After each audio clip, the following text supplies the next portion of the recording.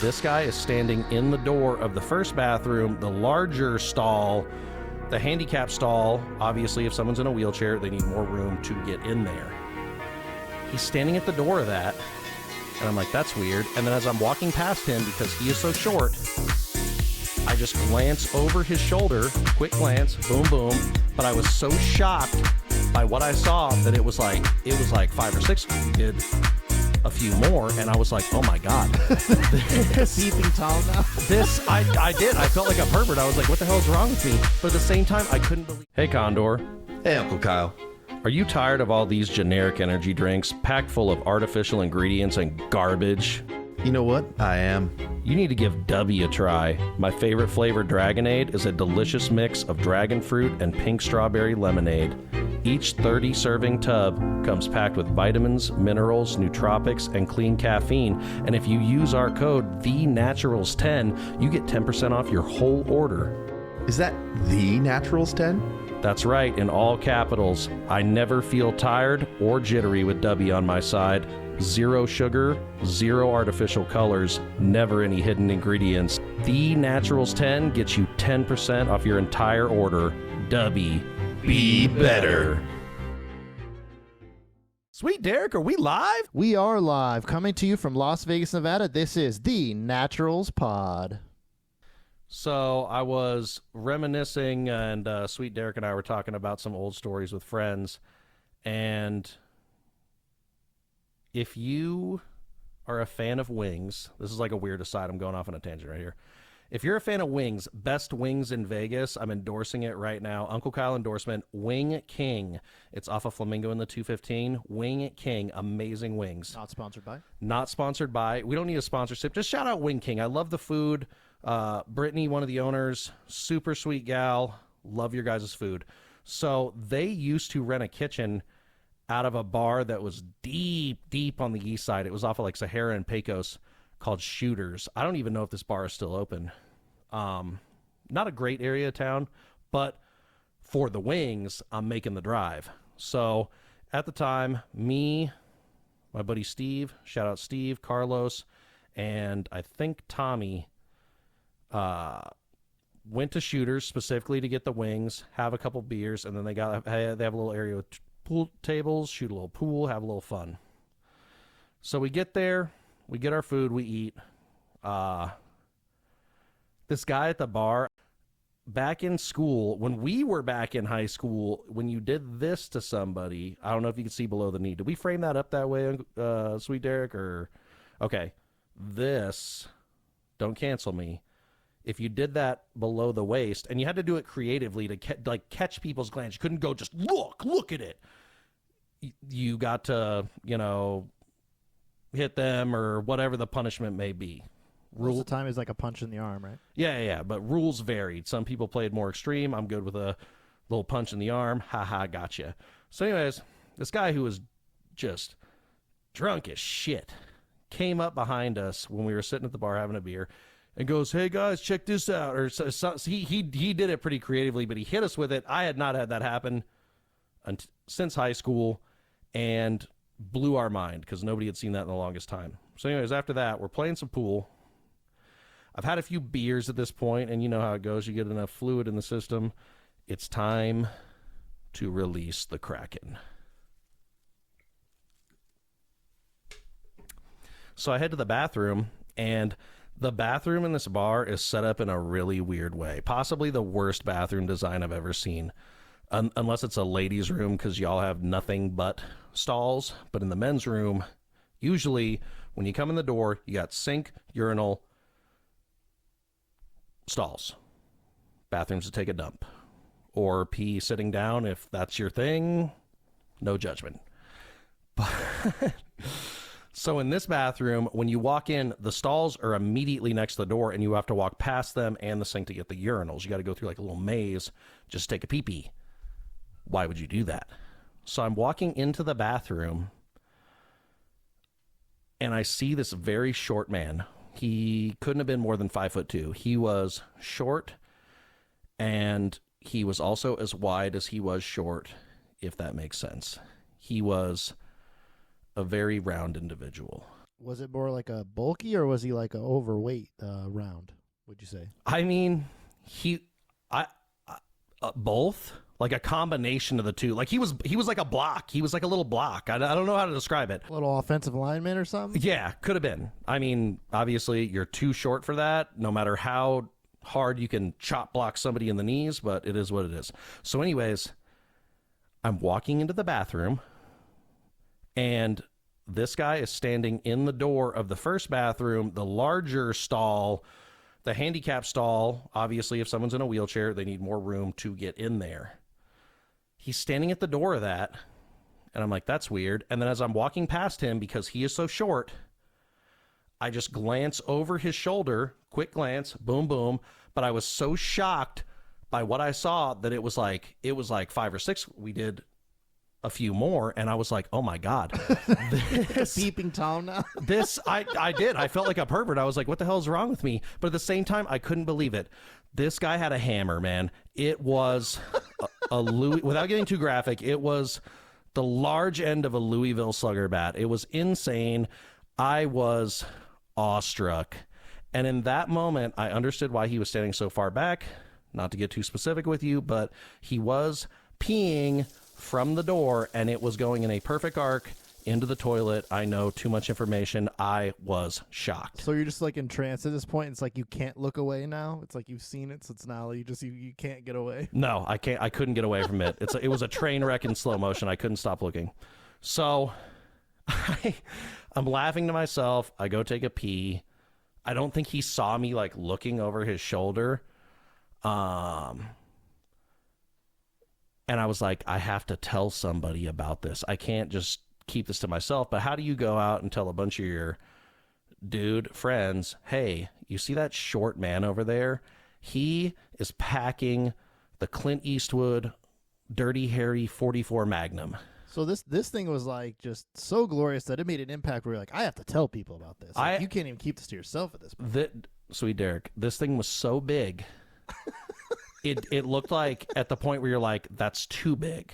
That's how big it was. Too big. Not like you got a good one. It was like, oh my God. Oh my God. So this guy has two dilemmas. God, I'm going to sound like such a judgmental prick, but I don't care. Not only is he as short as he is wide, a short little blocky fella. So he's really got to work some magic with the ladies, I would assume, and have a really good game, if you will. But also, correct me if I'm wrong, ladies, that is not ideal. I feel like that is not ideal. Maybe for some it is. I feel like majority vote, not ideal. No, there's actually just there's a gentleman called Jonah Falcon, and he's been known to be the most endowed man in at least the U.S. And he's been on Howard Stern, and he has even said like it's a curse. It's a curse. Yeah, it's terrible. I mean, oh God, we're really getting into dude talk here. So I would assume it's similar to your height as a man. I'm 6'1". I'm comfortable with that. Like, that's cool. It's all I've ever known. I had a growth spurt when I was a young teenager and shot up to like 5'11", got a couple more inches over the years, 6'1", boom. I don't know if I would really feel insecure or have beef about being short. I know there's some guys that do. I'm also tall and fat, so like it kind of evens out. Maybe you could be short and jacked and then you win that scenario. So anyways, I go back out into the bar after this experience. I go up to my buddies and I'm like, guys, do you see that short guy standing over there? And he was like behind one of his buddies and behind a column in the bar. So now my friends are like moving around to see this guy. So he notices them looking at him. And they're like, oh, you mean that guy? And I'm like, yeah. They're like, he's staring over here now. And they're like, what the fuck are you talking about? And I'm like, now you got this guy's attention. And I was getting ready to tell you that he has a big Louisville SLUGGER. And he's staring right at us. And right as I was about to answer them, the guy takes 2 fingers and goes like this and nods at me. And I was like, and I just pointed at him and I was like, look, Look at him. He's telling you all you need to know. And it was, that'll haunt me forever. Did he walk with a confidence that you've never seen before either? I mean, he had to just probably strut it, dude, right after knowing that he's just like, just scarred you, or either like, at this point I'm trying to stare at it as less as possible, so I do not know what the imprint was like on the jeans. Good for you, buddy. I don't know what else to say. Oh my God. But yeah, I'll never forget that. It scarred me for life. So, Sweet Derek, did you do your homework? Did you watch Ghost Dog? I have not yet watched that, no. We got to look up a clip, because I'm telling you, there's some gold in there. I will say, I believe if you look up a synopsis, the story is a bit generic, because it's like, I think he is, he was like a kid from a poor area, raised on the streets and stuff, and he was mentored by somebody who kind of taught him how to be an assassin, and then he became some kind of mob assassin. They turned on him, he went ghost dog on them, and the rest is history. 86% on Rotten Tomato. You have to watch this and tell me about it. Shout out. I love how stoked you are about this movie, dude. Shout out to Ghost Dog, because it's such a deep cut. I'm telling you, the fact Nick is the second person on the planet Earth who has legitimately known the movie Ghost Dog. Like, that is like the movie previously at the back of Blockbuster or Hollywood Video. I had a Hollywood Video right down the street from me. Shout out Hollywood Video and Blockbuster, RIP. Put up the little gravestones. Poor guys. But that's the movie that, like, when you really... I watched a lot of movies. And I had like they had some little monthly like members pass where you could just go in and you had unlimited, but you could only, I think, rent 6 at a time, and then you had to take more back. So I watched a lot of movies. So this is one. And the funny thing is, this isn't one that I just randomly picked up and was like, oh, I'll watch this. I was going to diesel school at CSN. Shout out CSN, all you sweet little dreamers getting associate's degrees there. CSN was cool. I went to the Cheyenne campus, and this was after I had done a year at UNLV, and I decided it wasn't what I wanted to do. I did do the trade program at CSN for working on diesel, and it was cool. I like working on shit. I ended up being an electrician, and I'm fine with that because we get paid more than they do. But, so anyways, when I was in that school, I went to school with a guy who was from Tennessee named Amos Eichner. Shout out Amos. If you ever see this, I swear to God, get into touch with me, bro. I haven't talked to you in years. But we had homework that we had to do. Honestly, it was pretty legitimate homework, and it was pretty hard. We were doing like electrical wiring diagrams for a specific circuit on a truck. And we were hanging out, and we went to get a couple movies, and he was like, oh, man, we got to watch Ghost Dog. This movie is sick, and it's got Forrest Whitaker, and da-da-da-da-da-da. And I had no idea what it was about. It was super duper cheap. It was everything you thought it would be from a B movie from Forrest Whitaker. It followed a predictable plot line. He did some slightly corny things, waving his gun around like a sword and pretending to be a ninja. I think he was quoting like Sun Tzu and stuff so throughout the movie. He calls himself a samurai, but he never uses a sword? So it's implied that the gun is his sword. So like, and some guys who are like special operators and stuff. I mean, it's a more metaphorical thing. They aren't like, this is my sword, but it's like you call your rifle your sword because that's the weapon you're taking into battle. But it is weird. See if you can find a clip on YouTube. He literally like waves the gun around. I think you showed that in the first episode of the podcast. Hilarious. So, but yeah, it's just a B movie, but it's one that you'd never heard of it. I guarantee you every single person watching this video, I swear to God, shout out Ghost Dog. If you watch this video and you've seen Ghost Dog, put a comment down there. I need to know how many people on the planet have experienced this, because either that 86% on Rotten Tomatoes is legitimate, we need to know how many reviews there are, or there's just a small deep cut faction of Forrest Whitaker fans who are propping up the score on Rotten Tomatoes for Ghost Dog. It's not horrible. It's not a terrible movie, but it's like, it's nothing to write home about. It's, if you like Forrest Whitaker, you'll enjoy the movie, and it is a little corny. And I like I said, I believe that's one of those ones that RZA from Wu-Tang Clan. Shout out Wu-Tang Clan. One of the movies that he produced. And like I said, some of those I think are really cool. They are, even for, I suppose, lower budget movies, I think they're really well done. And I think he has enough of a fan base that they make enough money for him to continue doing that. Or at least I would hope so. He's a pretty cool guy. And he's done like there's another guy who's just done a ton of cameos in different movies is RZA. He's been in a ton of movies. Well, bouncing off that, since Ghost Dog is a pretty rare seen and watched movie, let's get into our bit. How I pull up an obscure movie for Uncle Kyle, and then he creates his own plot.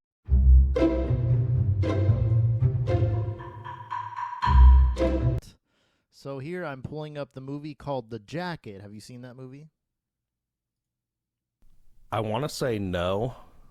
I feel like I know who's in it and that it's an Adrian Brody movie. And just from the title, I think because what year was it? What year was it put out? So 2005. Okay, so that's a while ago. But basically, I remember like from the poster, he was like in a straitjacket, or the trailer. At some point, he ended up in a straitjacket. Yes, and it's Adrian Brody. So if you had to guess what the plot was to that movie, lay it on us. What would the plot be? Oh God, was that a stinker? Was that like a horror movie that didn't do well in the theater? It was like a horror movie, right? Or is it more suspense? It's a more suspense thriller. I would say audience liked it, but the actual like reviewers 44%, but audience score 73. So I would say it's generally a liked movie in the realm of a common audience member. Yeah, because Adrian Brody did that movie, the pianist. That was he was Correct. was he Jewish in that movie? It was set in World War II, but he was like trying to escape. He was Polish or something, and that's like, you know, the like he's like a deep actor. Like he does those roles that are like period pieces, deep emotional pieces where you're portraying a character that's going through something like crazy. Like I mean, and that actually happened. God.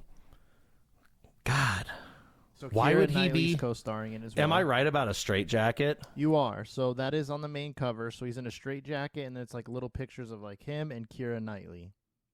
So now we got to figure out how he ended up in a straitjacket with Keira Knightley, which, I mean, sometimes I got to say her acting could make me go crazy and not in a good way. Shout out Pirates of the Caribbean. She's probably like mad rich off of that. God. I honestly don't know. You're going to have to tell me. I can't even make a guess. So why would you think that he would be in a straitjacket? Like if you were thinking, because you're in a mental institution. Okay, so is like he a mental patient and Keira Knight? This is another thing where it's just like it's we've seen this story a million times. He's a patient, she's the doctor. He romantically seduces her with his craziness, and she helps him escape the jacket, and they live happily ever after. Tell me what happened. I'm gonna be so disappointed in myself right now. Yeah, so Adrian Brody plays a Gulf War veteran who can't explain why he's been found at the scene of a murder, ordered to a mental hospital. Jack is subjected to Dr. Thomas Becker's unusual treatment plan, which involves mysterious injections, sensory deprivation, and confinement in a straitjacket. Locked away on his own, Jack discovers he can travel to the future, where he's compelled to help a one-time acquaintance and investigate his own fate. So it's a time travel movie. Boom. I never would have got that ever. And how horrible would be like being in a straitjacket? Okay, people, in the comments, which would you rather have? Not have arms or no legs? No arms, no legs. I gotta say, it would probably be difficult, but I'm going to have to be team no legs. What would you do, sweet Derek? Dude, that's so hard, dude. But I'm probably going to go, I don't know. They both suck, but I think I would rather have my arms. Yeah, because how are you going to wipe your ass with your feet? You know what I'm saying? Like, then you have to learn how to eat like a chimp with your feet. Like, are you allowed to get prosthetics, though? Can you get like robot arms or something in place? Or you just... Yes, you can have current robot arms that are currently dog shit. Like, they don't have anything where some it's like... Some of them are good, dude. No, none that are fluid like this. Like, I'm not even an athlete or anything, but look at me. I'm all over the fucking place. You're not doing this with a current robot arm. They don't have that kind of technology yet.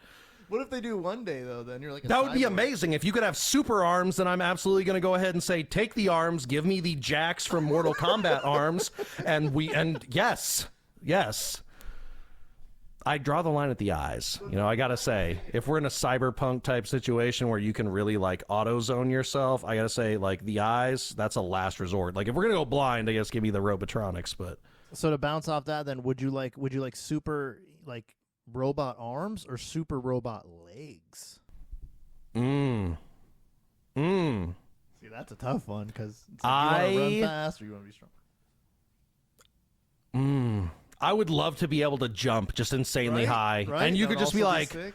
I'm going out on an adventure, and you just go ching, ching, ching, ching, ching, and then you're just running straight up a mountain or... Like, and you can always, like, superhero land, and the legs have shock absorbers in them so you don't get destroyed when you hit the landing. Oh, that'd be amazing. I think you're going to go with legs then. That's what I'm hearing. Yeah, if I had to pick one or the other, but I'm saying in a perfect universe where there is crazy robotic prosthetics, if I had to choose between losing my arms and my legs, I'd lose the arms. Ooh, maybe I don't know. I'm gonna lock it in. Lose the arms, keep human legs. Get big ones. Get ones that have like a rocket launcher that Tony Stark's out of it. Like, I don't know. We're gonna go crazy. And if the podcasting thing works out, we could just have one that have the SM7B just come right out of the forearm. You're like, what's up, guys? This is Uncle Kyle on the go. Since sci-fi is coming even more of a reality, what do you think about the whole Elon Musk putting those Neuralink chips in your brain? Like, how do you feel about that? Are you against that, for that? If people want to do that, you're welcome to do that. And I respect that in your mind, you believe that you are advancing society and providing vital data to the richest person in the world on your brain. Would I ever do it? Abso-fucking-lutely not. No. Now, I will say this: if there was a possibility, a scenario in which it could be like an altered carbon. Have you watched that on Netflix? I have not, but I think there's just so many movies and shows that have. There's a Black Mirror episode too, where like your phone now is. No. But I'm telling you, you have to watch Altered Carbon. Shout out Altered Carbon on Netflix. Great show. I think they canceled it. I think they did at least 2 seasons, possibly a third, but it was cool. So basically, in that show, you have what is called, we'll edit that out, a stack at the base of your neck that is essentially, depending on your belief system, your soul or your non-physical being. Like, you could essentially be downloaded into different bodies. So in that respect, rich people could just live forever because you wear out the body, you just get plugged into a new one. Yeah, it was 2 seasons until it got canceled. Yeah. But it's plugging, so you're just taking your consciousness and plugging it into a different like body. Yeah, like, and then the rich robot people bodies. had like crazy, they would have like, and literally in one episode, it's a husband and a wife, and they fight each other to the death, and then the victor gets a better sleeve. They call them sleeves. The bodies are sleeves, and the loser gets a lesser one. So there's like, it's like a gamble, but they don't die. But also, I feel like somehow in there, like, you're going to feel the pain of someone stabbing you or choking you to death. Like, it's probably not great. But yeah, I would never, circling back to the Elon, no. Because I feel like somehow, if they are in your brain, then there can be a control. And I will not be controlled that way. I would rather die. Wow, this is actually a fun fact about that show. It says this series is known to cost more than the total budget of the first 3 seasons of Game of Thrones. Netflix actually threw $5 billion at that content. Oh my God, I did not know that. That is an expensive show, but it is really cool. I would, like I said, I'm pretty sure it got canceled, but I would recommend it. It was cool. It is very graphic and violent, so if you are not into that sort of thing, I would say that is not for you. But if you don't mind that, if you watch Game of Thrones, this is fine. You'll be fine. You've seen it all if you've seen the Game of Thrones. There's all kinds of horrible shit in there. So if they got to a point where you can transfer your consciousness into like robots, would you also do that? No. In my mind, we are not meant to live forever. The whole purpose of being alive, the whole essence of your mortality is the fact that you are going to die at some point. So that's what makes shit important. birthdays, deaths, births, marriages, anniversaries, holidays. That's what makes shit important, because you know that there's a finite amount of them. So you have to take advantage of it. If you knew you were going to live forever, and that's the whole basis of the Altered Carbon show, is in the first season, this ultra, I believe they're like the like the Rockefellers of the future, like they're the most ultra rich people, because surely there's somebody more rich than Elon. They're just in the shadows, like that's a shadow person for sure. That a lot of people actually just don't want to be on the Forbes list because they don't want people to know. Yeah, they don't. That is ultra, as Joe Rogan would put it, ultra fuck you money. Like you're at a whole nother level at that point. But so anyways, in the show, should I spoil it? You should watch it. That just ties into it. Clearly, if you can move your consciousness from body to body, bodies probably cost money. So ipso facto, if you are rich, you can live forever. But like that's the problem with, in my mind, I wouldn't know from experience, people, but that's the problem in my mind with being ultra wealthy, is you do everything, and then everything isn't exciting anymore, and then you got to find other some things to dabble in that will get you going again, which is just like I don't want to live that way. Like fuck that. That's the whole part of life, is that you struggle and you work and you earn things. Sometimes you get lucky, sometimes you will it and you make it happen. Either way, cool. Yeah, but that's part of life. That's what makes life worth living. If you could just have it all, what's the fucking point? That's like using cheat codes. I remember like PlayStation 2, you put in all the cheat codes, and sure, it's fun to just blow everything up and not have to risk dying. But at a certain point, you're like, well, this isn't fun anymore because there's no risk. Risk is everything. Risk is everything. No, I agree. I've done that too. It's when you have no actually control over what it's doing, and it gets stale and boring, and there's no risk because you're just like, oh, I could just run around and do whatever I want in this game, and there's no like pushback. Long story short, throw a little vanilla in your life, people. You need to just be normal and boring sometimes, and then other times you can be spicy in whatever way you really care to. I have to ask you a fun question. All right, hit me, Daddy. If you were a billionaire, what is some of the crazy out of the box stuff that you'd want to do or like can think of, whether it be real or non-real? Like, would you get jetpacks and fly around in the ocean? Would you go to space? Like, what are some of the crazy things you'd do?